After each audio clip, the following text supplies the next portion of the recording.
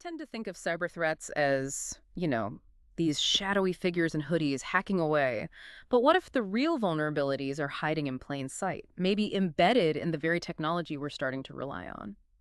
Today, we're taking a deep dive into something, well, pretty unsettling. It's about hidden communication devices found inside Chinese-made solar farm inverters. And batteries, too. Stuff that's operational right now in the US and globally. Exactly. And we're piecing this together from some key reports, mostly from the Times and Reuters. Our goal here really is to understand what these hidden devices actually are, why their presence in critical infrastructure is, frankly, so alarming, and also to sort of place this in the bigger picture, the wider context of cybersecurity concerns, which just keeps getting more complex. Okay, so let's get right to it then. What exactly did the experts find? This sounds like, I don't know, something out of a spy novel. Well, it sort of does. U.S. experts, in what seems like a really proactive security check, they meticulously examined these Chinese-made power inverters and batteries.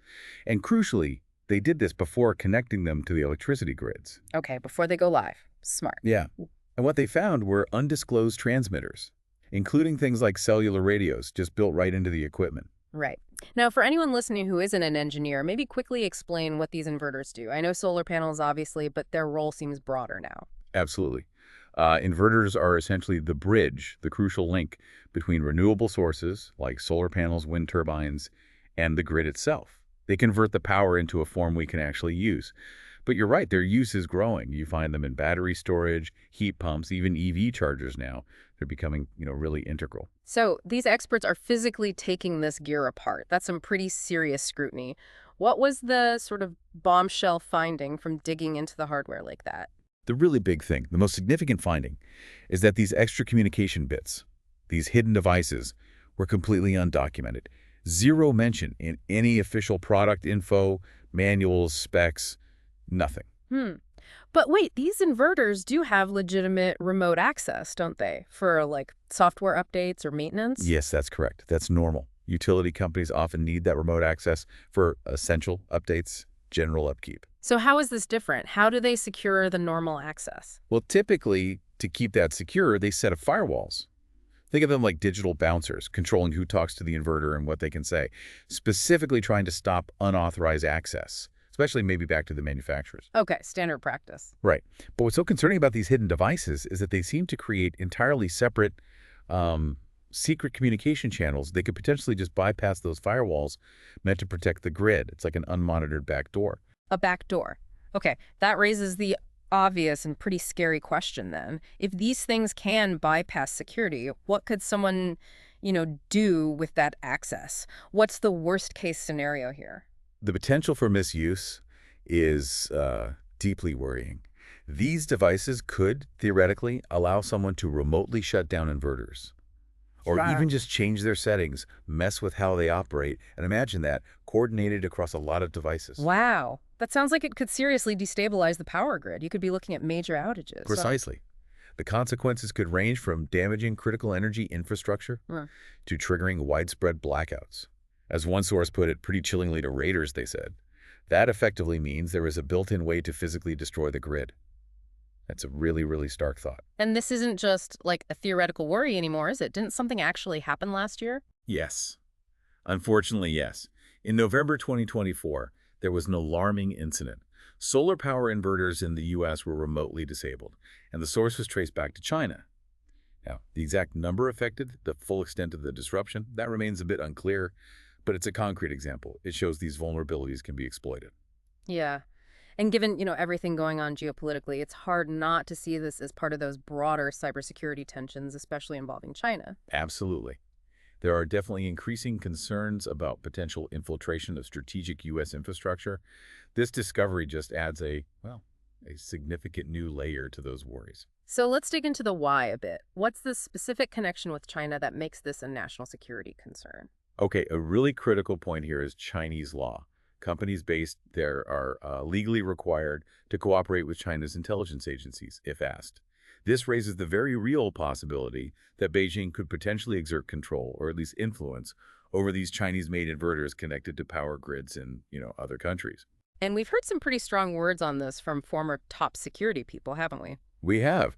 Mike Rogers, who used to head the U.S. National Security Agency, he stated that China has a vested interest in potentially putting U.S. infrastructure at risk.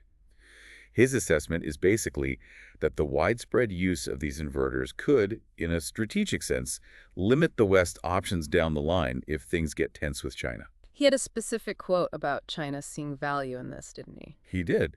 Rogers said, "We know that China believes there is value in placing at least some elements of our core infrastructure at risk of destruction or disruption."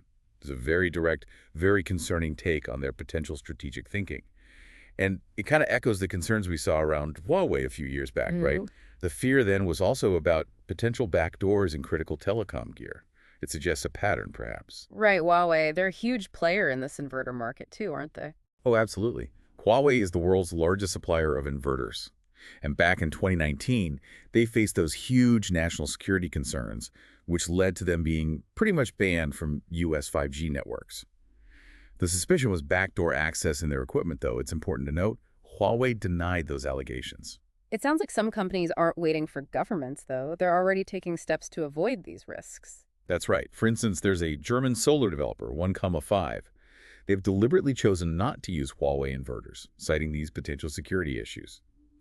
Their CEO, Philip Schroeder, he made a really interesting point. He said, look, 10 years ago, switching off Chinese inverters wouldn't have been a huge deal for European grids. But now, with the massive growth in renewables, the critical mass is much larger. The potential impact is way bigger. Makes sense. The dependency has grown. And what's the official word from China on all this? Well, the Chinese embassy in Washington put out a statement. They oppose what they call the generalization of the concept of national security. And they accuse the U.S. of, quote, distorting and smearing China's infrastructure achievements. Okay. But this isn't just a U.S. problem, right? These components are everywhere. What about the U.K., Europe? Definitely not just the U.S. The U.K. and Europe are likely just as exposed, given how much Chinese-made tech is in their renewable infrastructure. In fact, the British government has actually started a formal review. They're specifically looking at Chinese technology within the UK's renewable energy sector, especially these inverters. And the scale of use in Europe is pretty significant. It is, yeah. The European Solar Manufacturing Council, they estimate over 200 gigawatts of solar power capacity in Europe relies on Chinese-made inverters. Just to give a sense of scale, that is a massive amount of power generation we're talking about. So it's not just the huge solar farms we should be thinking about. What about, like, rooftop solar on homes? That's a really crucial point, actually. Yuri Sadot, he's with SolarEdge, an Israeli inverter company. He warned about this. He said the implications could be catastrophic if someone gained remote control over a large number of even residential solar inverters all at once. The combined effect on the grid could still be, well, devastating. And it looks like some countries are already moving on this, taking concrete actions. Yes, some are. Lithuania, for example, passed a law basically blocking remote Chinese access to larger renewable installations over 100 kilowatts, effectively restricting those inverters. Estonia has also publicly raised concerns. They talked about the potential for blackmail if Chinese tech isn't banned from critical areas, including solar. And even NATO has acknowledged it. They noted China's intensifying efforts to potentially control member states' critical infrastructure, mentioning inverters specifically, and stressed the need to cut down on these strategic dependencies. Okay, so turning back to the U.S., what's the response from the government and the energy industry now that this is out in the open? Sounds like awareness is definitely growing. U.S. energy officials are certainly reassessing the risk landscape. The Department of Energy, the DOE, they've said they're continually evaluating the challenges, especially around manufacturers fully disclosing what their equipment can actually do. They're also working on things like the software bill of materials, basically a detailed ingredient list for software. Ah, like a food label for code? Kind of, yeah. Yeah. And pushing for stricter contract requirements to force more transparency and close these disclosure gaps. I also read something about specific action on batteries. Yes, that's right. Back in February, a bill called the Decoupling from Foreign Adversarial Battery Dependence Act was introduced in Congress. The goal is to stop the Department of Homeland Security buying batteries from certain Chinese companies, starting in 2027, again, citing national security. And there's an expectation that utilities might sort of follow suit with similar restrictions on Chinese inverter makers, too. We're already seeing big players, like Florida Power and Light, actively trying to minimize how much they use Chinese inverters. So it feels like there's a definite push towards building up domestic supply chains for this critical stuff. Absolutely.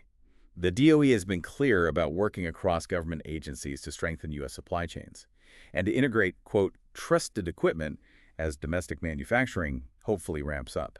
You also see parallel efforts like the Chip Security Act, a bill aiming to track U.S.-made AI chips to stop them being smuggled to places like China. It's part of a bigger strategy to secure tech supply lines. And Congressman Pfluger weighed in again, didn't he, underlining that this isn't a one-off concern. Yes, Representative Pfluger put it very plainly. He said, "The threat we face from the Chinese Communist Party CCP is real and growing. Whether it's telecom hacks or remotely accessing solar and battery inverters, the CCP stops at nothing to target our sensitive infrastructure and components." Pretty strong words. So just to wrap this part up, the discovery of these hidden communication bits inside what we thought was just green energy tech, well, it's really highlighted a major and pretty concerning cybersecurity risk right inside our vital energy infrastructure. Precisely. I think the key takeaway for you listening is to really grasp the often hidden vulnerabilities that come with these global interconnected supply chains. Even technologies we associate with positive change, like renewables, they can bring unexpected and potentially serious security challenges with them. Yeah, and it really leaves you thinking, doesn't it? As we lean more and more heavily on renewable energy, how do nations actually balance that urgent need for clean power with the absolute necessity of national security, especially in this, super competitive global tech race? What trade-offs are okay, and what truly innovative solutions do we need to figure out to navigate these incredibly complex challenges going forward? It's definitely something worth mulling over long after this deep dive ends.